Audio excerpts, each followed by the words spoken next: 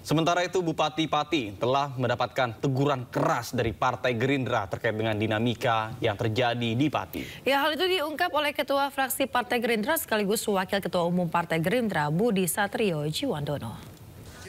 Kemarin kita melihat bahwa memang sudah secara proses konstitusi sudah mulai berjalan, ya kita memantau, kita mendengarkan dan kita tentu turut prihatin atas sikap maupun kejadian telah terjadi.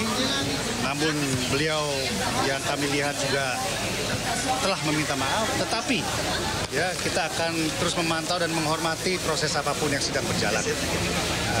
Kita doakan ya hal-hal seperti ini tidak akan terjadi. Ya, pejabat, pemimpin itu harus berbakti kepada rakyat dan janganlah kita ini menunjukkan sikap kita yang tidak baik. Artinya belum ada mekanisme kepartaian ya Mas ya? Beliau sudah diberi teguran yang keras, ya Bapak Presiden juga sudah memberi perhatian, Sekretaris Jenderal DPP Partai Gerindra juga sudah memberikan teguran, dan kami akan terus mengawal dan memperbaiki, dan semoga ke depan itu akan bisa lebih baik, dan insya Allah semoga masyarakat Pati juga kekecewaannya bisa terjawab. Langkah Bupati Pati Sudewo yang mengumumkan kenaikan PBB P2 sebesar 250% mendapatkan teguran dari Pemprov Jawa Tengah. Gubernur Jawa Tengah Ahmad Lutfi menjelaskan Bupati Pati belum melakukan kajian sebelum menaikkan PBB P2. Tanggal 12 April, Sekda Pati mengirimkan surat untuk verifikasi Pemprov. Tanggal 22 April, di bawah Biro Hukum, kemudian kita undang Pemda Pati untuk rapat bersama. Kemudian rapat bersama sudah ditelurkanlah 3 aspek yang harus dipenuhi. Jadi 1, harus tunjuk pihak ketiga untuk melakukan asistensi atau kajian. Kemudian yang kedua, tidak membebani masyarakat. Yang ketiga, disesuaikan dengan kemampuan wilayah. Dan ini dalam 1 minggu harus dilaporkan. Yang sampai sekarang mungkin ya, dari kajiannya belum nyampe dan lain sebagainya. Dan ini menjadi teguran untuk Pemda Pati untuk tidak dilakukan kembali. Tetapi kan kemarin sudah ditarik ya, sudah dicabut. Tinggal kita melakukan pembinaan ke depan. Upaya pemakzulan Bupati Pati juga mendapatkan sorotan dari Ketua DPD RI. Sultan Najamuddin menilai bentuk kepemimpinan Bupati Sudewo kurang sensitif dalam menyikapi aspirasi masyarakat. Saya lebih melihat Pati itu lebih kepada leadership dan gaya kepemimpinan aja sih. Jadi bagaimana leadership, gaya kepemimpinan dan komunikasi politik itu menjadi sangat penting. Kenapa? Karena slip of the tongue, salah ngomong, tidak sensitif, itu justru meskipun niatnya bisa saja baik. Niatnya baik, tapi kalau disampaikan dengan cara-cara yang komunikasinya nggak baik, apalagi pejabat publik yang sangat harus punya tingkat atau daya sensitivitas tinggi. Saya lebih melihatnya kepada bagaimana kepemimpinan, gaya, dan komunikasi publik atau komunikasi politik dari seorang. Anda menilai sensitivitas dari seorang Bupati Pati kurang? Saya melihat itu. Justru saya tidak mau masuk kepada apa yang dibuat, tapi lebih kepada leadership, gaya itu sangat mempengaruhi bagaimana publik itu bisa merespon baik atau enggak. Terima kasih Anda masih bersama kami di Sindo Today. Pemirsa, polisi terlibat ketegangan dengan pegawai gudang salah satu kantor pembiayaan di Kota Makassar, Sulawesi Selatan. Ketegangan menyusul eksekusi paksa mobil terkait dugaan perampasan dan juga pencurian. Ikuti kantor, menghalangi kami melaksanakan tugas. Oke? Apanya bodoh? Jangan, tidak boleh Pak. Siapa yang bodoh? Saya tugas.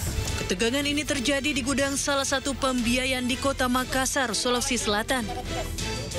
Ketegangan melibatkan Kanit Reskrim Polsek Panakukang, Kota Makassar, Sulawesi Selatan, dengan petugas eksekusi objek jaminan fidusia. Saat polisi hendak memasang garis polisi, mereka tiba-tiba dihalangi oleh sejumlah pegawai gudang. Setelah adu mulut cukup lama, polisi akhirnya berhasil memasang garis polisi. Polisi menyelidiki 2 dugaan tindak pidana yakni perampasan mobil debitur dan pencurian uang sebesar 18 juta rupiah yang diduga hilang dari dalam mobil saat eksekusi berlangsung. Pihak pembiayaan juga mempertanyakan dasar polisi yang ingin mengeluarkan minibus dari gudang hanya berdasarkan laporan dugaan perampasan. Dari Makassar, Sulawesi Selatan, Muhammad Nurbone, iNews melaporkan.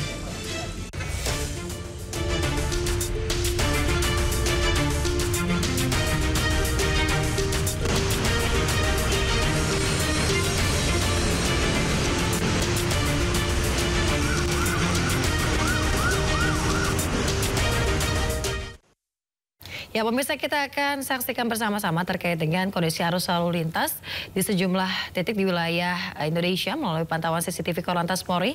Sudah bergabung bersama kami Brigadir Cici Arangga di sana. Selamat pagi Brigadir Cici. Seperti apa situasi lalu lintas saat ini? Silakan.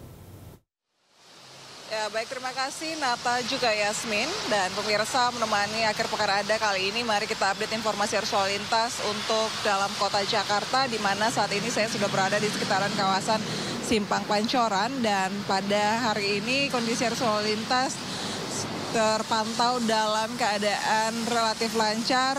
Memang terjadi sedikit perlambatan kecepatan kendaraan di kawasan ini hanya menjelang masuknya antrian traffic light, namun selepasnya kendaraan-kendaraan masih menempuh kecepatan yang cukup normal. Bisa dilihat untuk kendaraan yang melintas dari arah Cawang ataupun arah Halim yang nantinya akan menuju ke arah Semanggi maupun juga ke arah Kuningan, hingga saat ini dalam keadaan relatif lancar. Adanya perlambatan kecepatan kendaraan dengan antrian traffic light yang cukup memanjang sekitar 200 meter ke belakang. Begitupun untuk kendaraan-kendaraan yang berdatangan dari arah Pasar Minggu ataupun dari arah Depok sendiri yang nantinya akan menuju ke arah Manggarai ataupun ke arah Tebet, juga yang akan mengambil lajur sebelah kiri menuju ke arah Kuningan juga arah Semanggi, hingga saat ini pun masih dalam keadaan relatif lancar.